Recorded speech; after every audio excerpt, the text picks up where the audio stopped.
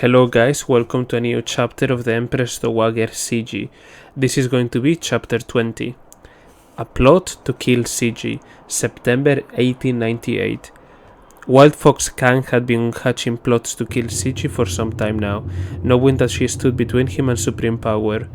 For this purpose he needed an armed force, and he first thought of a commander named Nie.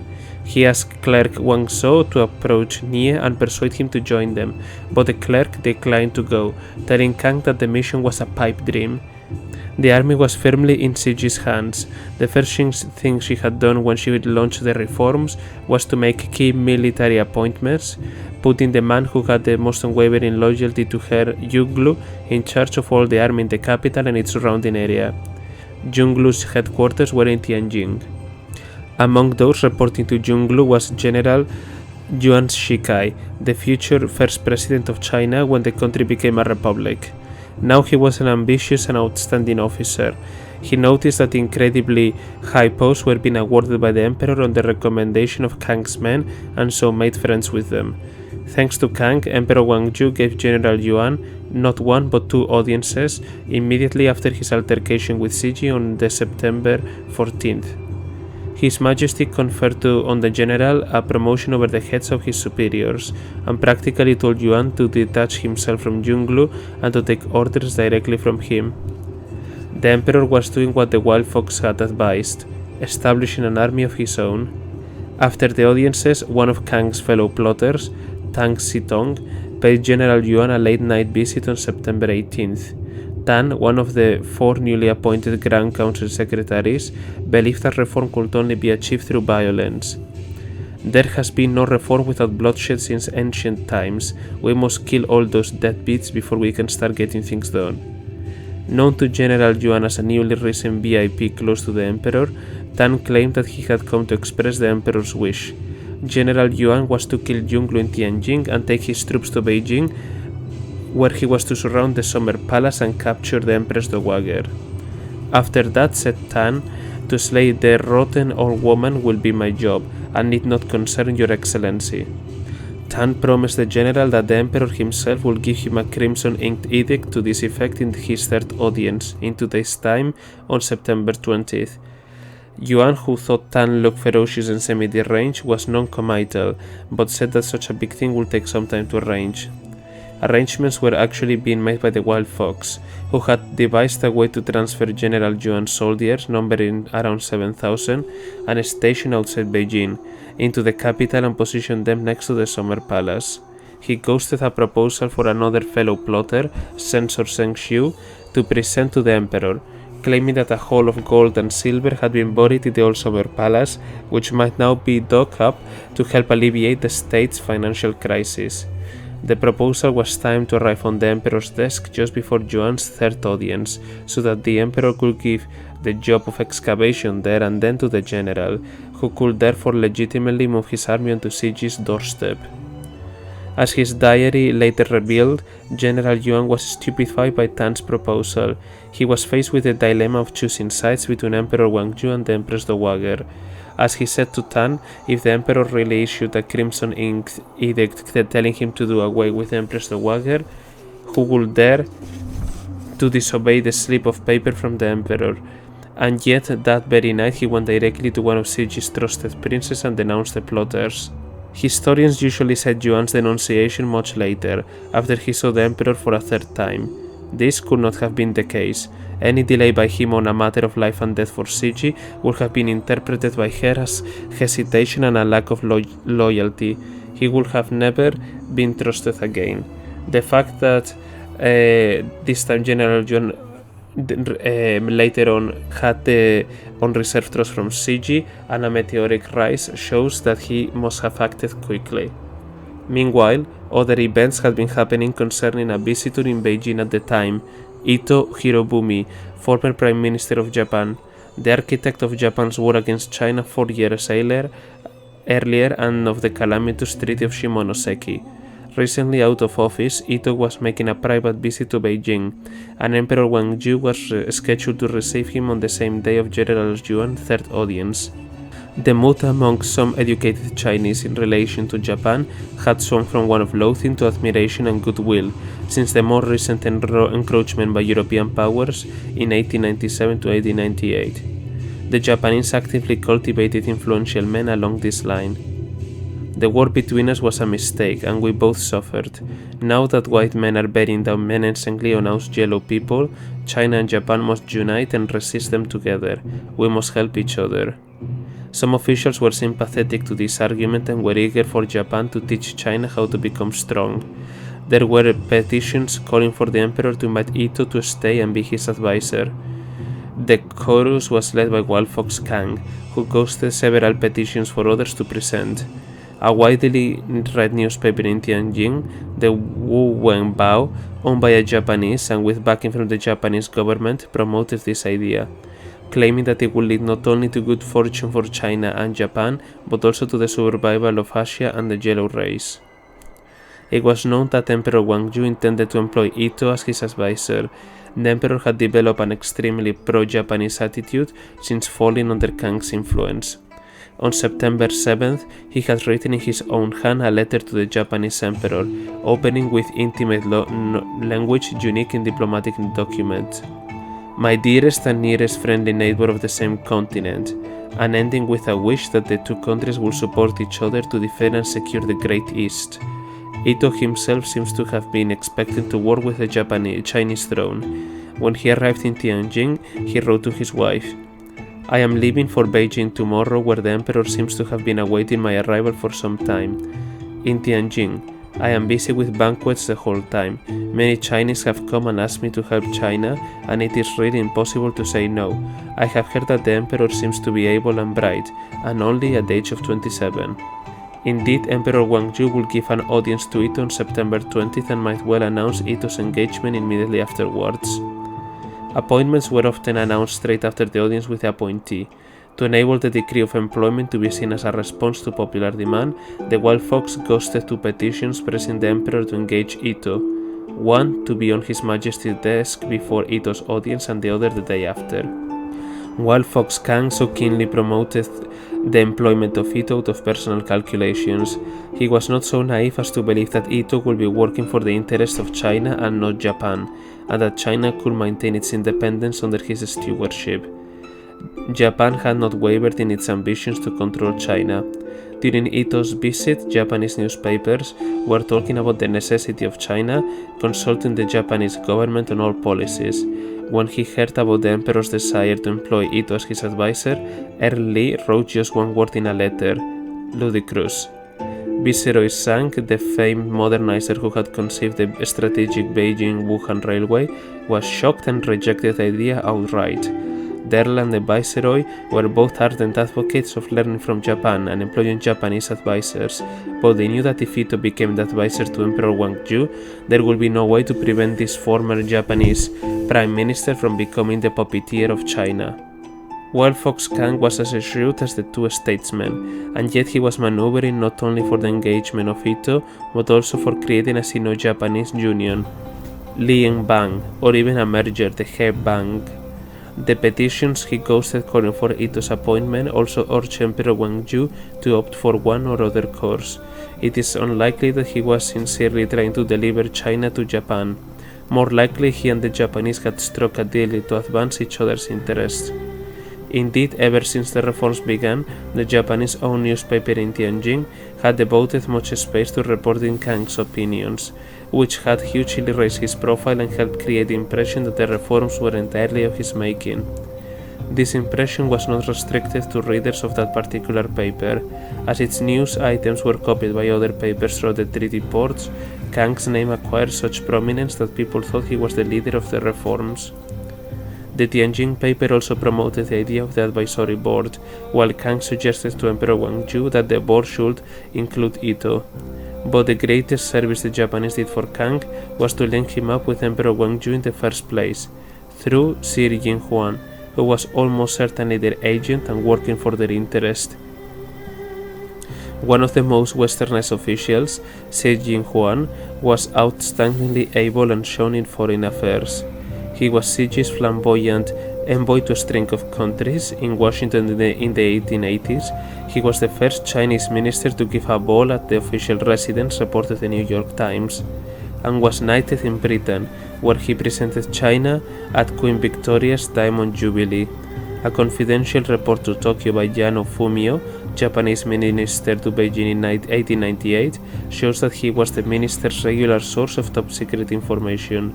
When Grand Tutor Wen was dismissed, the minister went straight to Sir Jinhuan to find out the real reason, and he told the Japanese everything he knew. At the time, some in the top echelon had brought impeachments against him for passing secret state policies to foreigners. Grand councillors had denounced him to the throne for acting secretively and suspiciously, but in those days there was no mechanism to investigate spying charges, and with the Emperor Guangzhou indignantly defending him, nothing was done.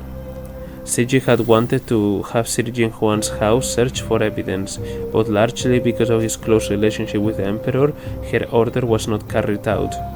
It was Sir Jinhuan who engineered Kang's initial entry into the top circle, through covert machinations rather than open recommendation. It was he who acted as the secret middleman between Kang and Emperor Guangzhou, and it was he who enabled Kang to gain control over the Emperor. He did so much for Kang not because they had a long-standing and close friendship. Indeed, the evidence suggests the contrary, as he later quite graciously ran the Wild Fox down. Sir Jinhuan acted as he did at Tokyo's behest, and he worked for Tokyo not out of belief that China would benefit from Japanese domination. He knew how brutal the Japanese were, and as he dealt with them in negotiations over the indemnity after the war. When China, crushed by crippling rates of foreign loans and struggling to cope with the Yellow River breaking its banks, requested that the 3-year payment deadline be extended, Tokyo refused outright. Sir Jinhuan privately lamented that this showed the so-called Japanese desire to form a special relationship with China. It's only empty words. His most likely motive was money. A committed gambler, Sir Jinhuan was a well-known bribe-taker, to an extent that was deemed unacceptable even in this bribe-infested country. Accusations of him taking large kickbacks through foreign contracts that he had negotiated were legion, and the bribes from Russia were on the record. The Japanese were shrewd and skillful bribers. Sir Jinhuan was also supremely cynical. When dealing with the German Caesar of Qingdao, his indifference perplexed his colleague, Grand Tutor Wang, who himself felt as though he was being tortured in boiling water and flaming fire. In his diary, Wang wrote, "When I go to his house to discuss business, he is always lounging about and chatting and laughing as though nothing disastrous is happening. I really can't understand him." Cixi did not have a full picture of the skullduggery involving Sir Jinhuan, Wild Fox Kang, the Japanese, and her adopted son. She had been informed of Ito's visit, the calls for his engagement, and his scheduled minister audience with the Emperor. Well aware of the perils of Ito's installation, she had in fact taken action. She made the Emperor promise that Ito's advice, which he would invite, would not be given to him in person but would be passed on to him through the Foreign Office. This way, she believed, no harm could be done. But on the night of September 18th, an urgent letter was delivered to her and made her apprehensive. Written by a censor, Chongji, who was related to Early by marriage, the letter empathetically drew her attention to the danger of Emperor Guangzhou engaging Ito as well as to Wild Fox Kang's extraordinary hidden access to the Emperor. If the throne employs Ito, it warned, it might as well be put in this country of our ancestors on a silver platter and offering it to Japan. The censor entreated Cixi to take back power at once to prevent disasters from happening. Cixi was unsettled. What if her adopted son ignored their agreement and installed Ito at his side with an edict written in crimson ink? She decided to go to the Forbidden City the next day, on September 19th, in time for Emperor Guangzhou's audience with Ito on the 20th, to make sure this would not happen. After that, she planned to return to the Summer Palace. Having made this decision, she went to bed. She was in her usual sound sleep in the small hours when General Yuan's denunciation of the plot arrived. Cixi was thunderstruck. It was true that her relationship with her adopted son was fraught, but that she should be connected with a plot to kill her was still inconceivable. Although from General Yuan's account, the Emperor's role in the plot was far from clear, there could be no doubt that he knew something about it. Why else would he make General Yuan his own personal commander, separate from the army, the very general whom the plotters then approached to harm her? And why was he so superstitious about his association with Wild Fox Kang? That her adopted son knew about Kang's plot, however, tenuously made him complicit and unforgivable, especially in a culture that put filial piety at the top of its ethical code. In the morning, Cixi left the summer palace as planned. Outwardly, everything was normal. She stepped onto a boat from the pier in front of her villa and was carried across the lake into the imperial canal that led to the city. 10 kilometers long, the canal was lined with willows and peach trees, and Praetorian guards. At a sluice gate where a change of boat was necessary, she walked into the Buddhist temple on the bank and prayed. Where the canal ended, a sedan chair bore her into the sea palace next to the Forbidden City. During that seemingly peaceful and leisurely journey, her mind was in torment. Emperor Guangzhou learned of Cixi's unexpected arrival and hastily rushed to the palace gate to greet her on his knees. Whatever anger erupted inside her at the sight of her adopted son, the Empress Dowager maintained a calm exterior. She did not want to cause alarm, especially as the audience with Ito was scheduled for the following day. Any complication with Japan had to be avoided. She may not have known the full story of Kang's relationship with Japan, but Ito's appearance at this moment seemed too improbable a coincidence. The following morning, 20th of September, it appeared to be business as usual. First, Emperor Guangzhou had his arranged third audience with General Yuan. He did not produce any crimson edict as the plotter Tang had promised the general, though. This may not have mean that he had not intended to. Cixi was within earshot. During the audience, the general unmistakably alluded to the plot, saying that His Majesty's new friends were going about things in a careless and ill-thought-out manner, and if there was a slip, your Majesty would be incriminated. The Emperor gazed silently at Yuan, looking as though something had touched him. That he understood what the Emperor was talking about at all would have confirmed in Cixi's eyes. Yuan returned to his troops in Tianjin. Cixi kept her own perturbed exterior with her adopted son observing ritual, came to bid her good day before entering the grandest hall in the Sea Palace for his meeting with Ito. At the meeting he said nothing that went beyond the agreed text. Ito's counsel was solicited, but was to be given through the Foreign Office. As soon as the audience was over, Cixi planned her adopted son under house arrest, confining him to his villa at Yangtai, the islet in the middle of the lake in the Sea Palace, reachable only by way of a long bridge that could be opened and closed.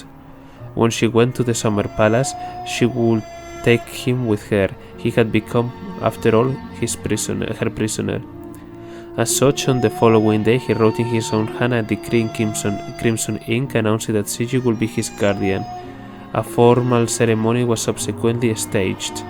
Thereafter, Emperor Guangzhou became Cixi's puppet, signing edicts with his crimson ink brush according to her wishes.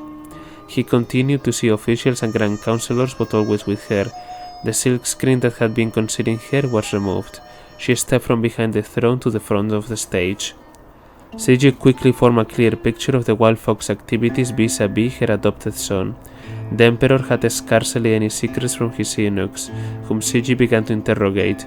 Thus, she established who had been seeing and influencing him. Sir Jinhuan was easily exposed and became her second bête noire. She methodically rounded up the plotters, giving verbal rather than written orders. Arrests were not all made at once, as she wanted the whole process carried out as quietly as possible. The first target for arrest was obviously Kang, but Cixi was 2 days late. The Wild Fox had known the game was up as soon as he heard that General Yuan had been non-committal, like another conspirator who had been specially employed to kill Cixi, a man named B. B later described visiting Tan to inquire about his mission the following dawn. Mr. Tang was combing his hair languidly and told B that the general did not commit himself. B asked, "Are you sure Yuan is the right man for the job?" Tang clearly did not trust Yuan and replied, "I did argue with Mr. Kang time and again, but he insists on using Yuan. What can I do?" B said, "So you revealed the whole plot to Yuan?" Being told that Yuan knew everything, B exclaimed, we are done for. Don't you know what sort of operation this is? You can talk about it just like that. I'm afraid you and your families and clans are all going to be execution ground." B promptly departed and abandoned the plotters. The Wild Fox himself paid visits to two foreigners, the Welsh Baptist missionary Timothy Richard, who was his friend, and Ito himself, the day before Ito's audience with Emperor Gwangju. What Kang sought was safe haven. Richard had set out to cultivate the official class and the literati, and knew many powerful figures including Earl Lee. His dream was not only to establish the kingdom of God on Chinese soil, but also to run the country, reforming China, remodeling its institutions, and in short, carrying on its government. As Robert Hart noted, finding the idea too delicious, British diplomats regarded Richard's grandiose plans as nonsense. Among his proposals was that two foreign governesses should be engaged for the Empress Dowager. Kang had recommended him to Emperor Gwangju as one of the two foreign advisors on the advisory board, the other being Ito. Richard was grateful. He now rushed about to drum up resistance for Kang, but to little avail as the British minister, Sir Claude MacDonald, was, according to Richard, already prejudiced against Kang. Ito did not offer Kang sanctuary in the Japanese legation. To use a bunch of amateurs to murder the Empress Dowager against insurmountable odds was almost certainly not part of their deal. Besides, Ito was going to see Emperor Gwangju the following day. It would be awkward if he were to produce Kang. So the Wild Fox had to flee Beijing. He did so swiftly, and by the time the arrest warrant was sent out, he already had reached and left Tianjin on board a British steamship bound for Shanghai. At the Shanghai wharf, detectives and policemen were waiting for the ship in a high state of excitement at the prospect of gaining $2,000, the award for Kang's arrest. Because of the newspaper reports promoting Kang as the principal author of the reforms, the acting British Consul General Byron Brennan, who recorded the scene, was determined to rescue Kang. As he could not openly do so, being an official representative of Great Britain, Brennan sent the correspondent for the Times, J.O.P. Bland, out to sea on a launch before the ship docked. Kang was intercepted and transported to Hong Kong on board a British gunboat. In the colony, he was visited by the local Japanese consul and invited to go and stay in Japan. Tokyo cherished the aspiration to build a great East Asia. To quote Kang, the Wild Fox soon arrived in Japan. His right-hand man Liang sought asylum in the Japanese legation the day after Ito's audience, and Ito helped him escape to Japan. Under Japanese protection and in disguise, with his queue cut off and wearing European clothes, he boarded a Japanese warship from Tianjin. Tan, the violence-loving radical, was also offered sanctuary in Japan, but he declined. According to his friends, he again declared his reform needs bloodshed theory. Reforms in other countries have been successful all because there was bloodshed. In Chinese reforms, no blood has been shed, and that's why the country is not doing well. Let my blood be the first to be shed. Indeed, he was beheaded on September 28 together with 5 others. Wang Gren, Kang's brother, censored Shen Xiu, the petitioner for troops to be moved to the Summer Palace, ostensibly to dig for gold but really to kill Cixi, and the 3 other new secretaries of the Grand Council, in addition to Tan. At the place of execution, according to a newspaper report, Tan acted as if death was something delicious. Kang's brother, on the other hand, did not seem to relish the prospect. He was seen to be wearing just socks and no shoes, his face the color of ashes and dust. The executions shocked the country. They were the first of Cixi's political enemies to die since she began her rule nearly 4 decades earlier. 2 of the 4 new secretaries, including Yang Rui, with whom the emperor had entrusted his agonized letter on September 14th, actually had nothing to do with Kang or his plot. In prison they had been light-hearted, certain that their innocence could be easily established on the trial, which Cixi had ordered in accordance with Qin procedure. But no sooner had the trial started than Cixi abruptly halted it, and the 2 innocent men were carted off to the execution ground with the others as fellow plotters. There they protested furiously. One refused to go down on his knees to listen to the imperial edict, sentencing him to death, and the other, Yang Rui, insistently asked the official overseeing the execution what his crime was. Rumor had it that his blood from his severed head spouted 1 meter in the air, as such was his vehemence and injustice. People were appalled by the premature executions. On learning the news, one courtier felt shocked and pain as though my heart was being stabbed and threw up violently. Even the grandees who knew about the plot against Cixi's life were greatly upset about the flagrant disregard for the law, which was rare under her rule.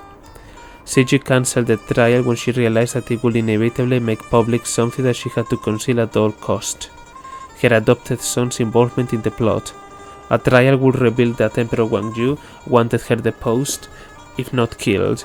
The wild fox had started giving interviews to foreign newspapers, claiming that the emperor had given him a secret edict with instructions to raise support to free him and oust Cixi. This claim first appeared in Shanghai in the North China Herald on September 27, the day before Cixi stopped the trial and ordered executions. It may well have led to her decision.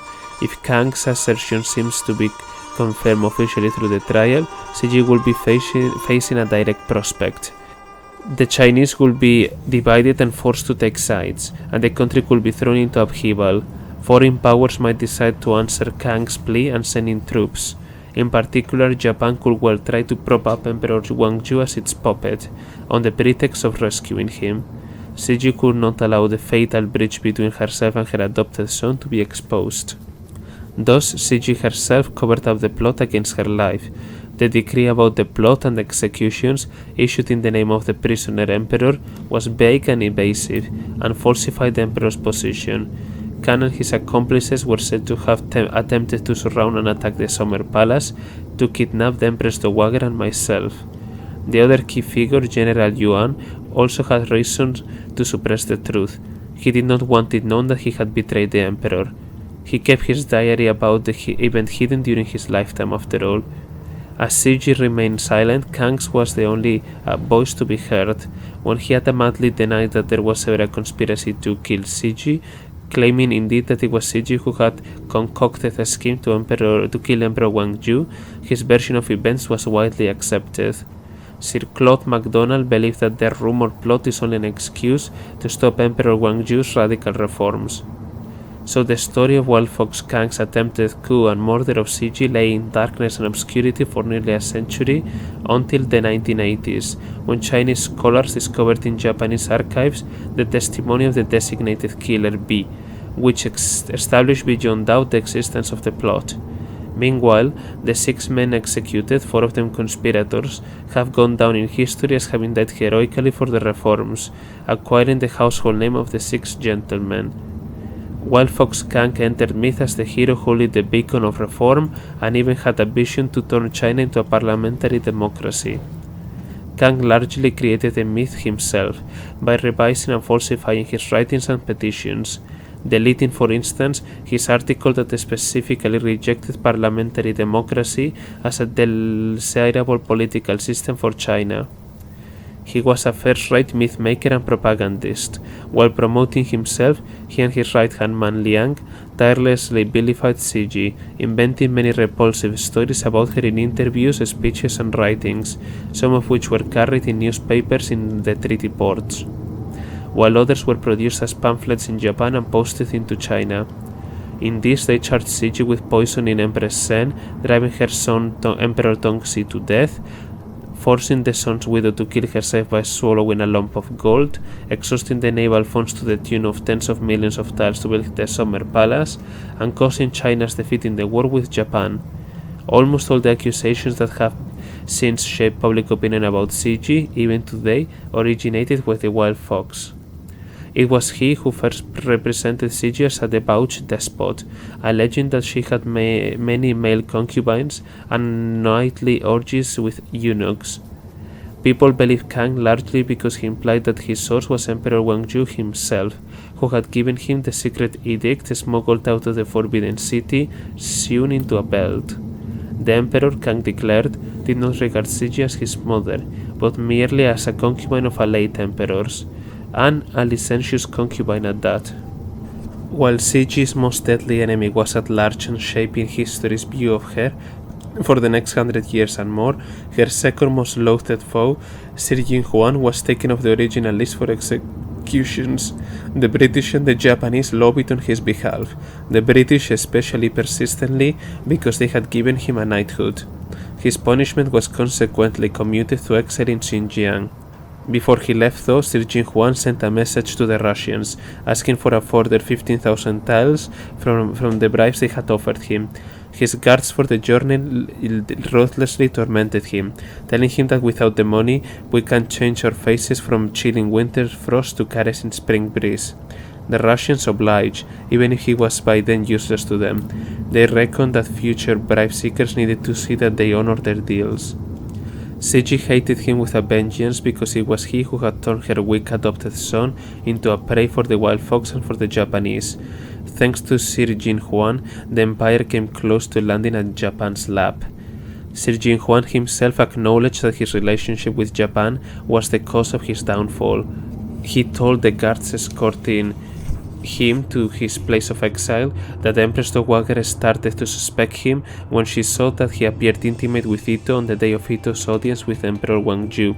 Whether or not this was the precise moment, Cixi was certainly convinced that he was working for the Japanese. In fact, it may well have occurred to her that he had been a Japanese agent before 1898, and that he had played even a role in China's spectacular defeat in the 1894 to 1895 war. At that time, Emperor Wangju relied on Grand Tutor Wen to help make decisions, and the Grand Tutor, out of his depth, relied on Cixi Huang, sending him draft documents several times a day for comments. In addition, Cixi Huang was in charge of the vital telecommunications system between Beijing and the war front. In his capacity, he had been denounced by a number of people for acting suspiciously.